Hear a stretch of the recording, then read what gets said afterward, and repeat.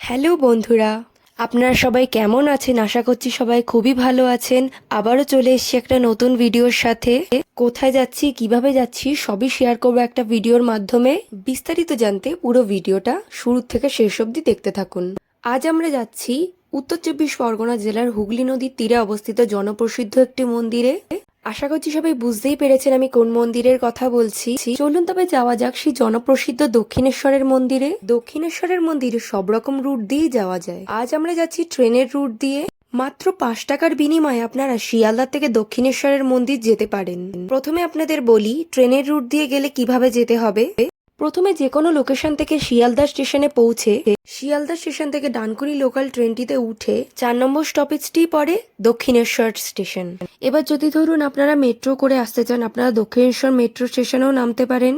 আবার যদি ধরুন আপনারা বাসে করে আসতে চান, তাহলে হাওড়া স্টেশনে এসে সেখান থেকে দক্ষিণেশ্বর যাওয়ার অনেক বাস পাওয়া যায়, সেখান থেকে আপনারা দক্ষিণেশ্বর মন্দিরে আসতে পারেন। এবার চলুন, আমরা তো ট্রেনে করে যাচ্ছি যেহেতু, তো আপনাকে ট্রেনের রুটটাই আমরা ভালো করে দেখাচ্ছি। ট্রেনটি শিয়ালদা থেকে ছেড়ে দিয়েছে। ট্রেনটি নেক্সট স্টপেজ পড়বে আপনার বিধাননগর রোড, তারপরে দমদম জংশন, তারপরে আসবে বরাননগর রোড এবং তারপরে স্টপেজটাই দক্ষিণেশ্বর। যে মন্দিরের উদ্দেশ্যে আমরা আজকে যাত্রা শুরু করেছি সেই মন্দিরের সম্পর্কে কিছু জানা যাক।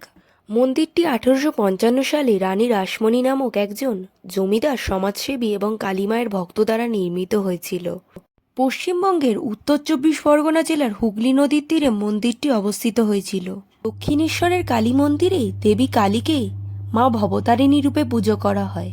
ঊনবিংশ শতাব্দীর বিশিষ্ট যোগী শ্রী শ্রী রামকৃষ্ণ পরমহংসদেব এই মন্দিরে কালী সাধনা করতেন। কথিত আছে লোকমাতা রানী রাসমণি দেবী মা কালীর স্বপ্নাদেশ পেয়ে এই মন্দিরটি প্রতিষ্ঠা করেন। রানীমায়ের এটি একটি দীর্ঘমেয়াদী পরিকল্পনা বাস্তবায়িত হয়েছিল, যা তিনি সম্পাদন করতে চেয়েছিলেন। যখন তার স্বামী একটি কালী মন্দির নির্মাণের অপূর্ণ ইচ্ছা নিয়ে মারা যান। মন্দির উদ্বোধনের পর মাত্র 5 বছর 9 মাস বেঁচেছিলেন লোকমাতা রানী রাসমণি। দক্ষিণেশ্বরের মন্দির প্রচুর খ্যাতিসম্পূর্ণ। এখানে প্রতিদিন লক্ষ লক্ষ ভক্তের ভিড় জমে। তাও মন্দিরের পরিবেশটি এতটাই শান্তিপূর্ণ, যা সত্যি মন্দিরটার জন্য অত্যন্ত প্রশংসনীয়। তো চলুন, কথা বলতে বলতে আমরা দক্ষিণেশ্বর স্টেশনটিতে চলে এসেছি। দেখতেই পাচ্ছেন দক্ষিণেশ্বর স্টেশন থেকে মাত্র 5 মিনিটের দূরত্ব অতিক্রম করলেই দক্ষিণেশ্বর মন্দির আপনারা দেখতে পাবেন। দেখতে থাকুন কিভাবে যাচ্ছি, সেই হেতুই আপনারা পৌঁছে যেতে পারেন মন্দিরের ভেতর দিকে। দক্ষিণেশ্বরের কালী মন্দির সকাল 6টা থেকে দুপুর 12:30, আবার দুপুর 3:30 থেকে সন্ধ্যে 7:30 অবধি খোলা থাকে। এখান থেকে সোজা হেঁটে গেলে আপনাদের অনেক ডালার মালার দোকান পড়বে, সেখান থেকে আপনারা ভোগ ক্রয় করতে পারেন। আবার মন্দিরের পাশেও অনেক ভোগের দোকান আছে, সেখান থেকেও কিনতে পারেন। 20-30 টাকার মধ্যেই ডালা পাওয়া যায় পদ্ম ফুল দিয়ে, এখান থেকেও আপনারা কিনতে পারেন। দেখলাম কোয়ালিটি ভালোই ছিল।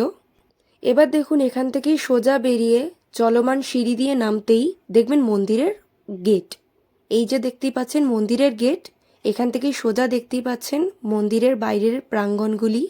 সত্যি দক্ষিণেশ্বরের মন্দিরটি এতটাই সুন্দর যে দেখে আর মন ভরে না। এই যে দেখতেই পাচ্ছেন, এই লেফট সাইডে হচ্ছে আপনার পার্কিং স্লট পড়বে। এই পাশটা আপনারা গাড়ি এনে রাখতে পারেন, 2 হুইলার 4 হুইলার, এখানে পার্কিং স্লট আছে। এইবার দেখবেন মন্দিরটি ভালো করে দেখতে থাকুন, আপনাদেরকে দেখাচ্ছি। এই দেখুন, এটা হচ্ছে মা ভবতারিণীর দক্ষিণেশ্বর মন্দির। দেখুন, আপনাদেরকে বলেছিলাম ভেতরেও দোকান পাবেন। এই দেখুন, এই পোর্শনটা ডালার দোকান পড়বে, আর এই পাশ দিয়ে আপনারা সোজা গিয়ে মন্দিরের মেন গেট পড়বে। এই দেখুন, এটা হচ্ছে গেট, এখান দিয়ে ঢুকেই মন্দিরের ভেতরে। মন্দিরের ভেতরে আসলে মোবাইল অ্যালাউ নেই, তাই বাইরের দিকটা আপনাদেরকে দেখাচ্ছি। এই দেখুন, যেটা সাদা মতন একটা মন্দির দেখলেন, সেটা হচ্ছে রানী রাসমণির মন্দির। আর মন্দিরের ঠিক রাইট সাইডেই পড়ছে এই দেখুন এই গঙ্গার ঘাটটি। এখান থেকে দক্ষিণেশ্বরের ব্রিজটি দেখা যায়, ভালোভাবে দেখুন। মন্দিরের বাইরে দেখবেন ব্যাগ, ফোন এগুলো রাখার জন্য জায়গা আছে, সেখানে আপনারা রেখে ভেতরে পুজো দিতে যাবেন। পুরো ভিডিওটি দেখার জন্য অনেক অনেক ধন্যবাদ। চ্যানেলে নতুন বন্ধু হয়ে থাকলে অবশ্যই চ্যানেলটিকে সাবস্ক্রাইব করবেন এবং শেয়ার করে দেবেন বন্ধু বান্ধবের সাথে। আবারও দেখাবে নতুন কোনো ভিডিওর সাথে। ধন্যবাদ।